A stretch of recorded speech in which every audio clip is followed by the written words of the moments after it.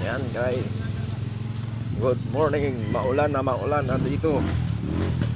Pa rin magandang panahon natin mga guys. Nakatilim po.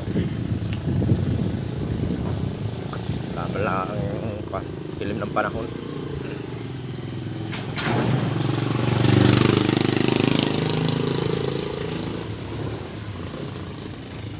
Madilim ang langit.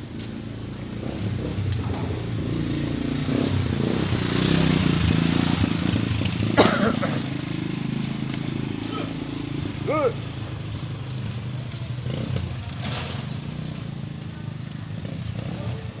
Ay maghahatid muna ng ating estudyante. Ayan ang pwesto namin. Ayan. Dito na ako sa garahe guys.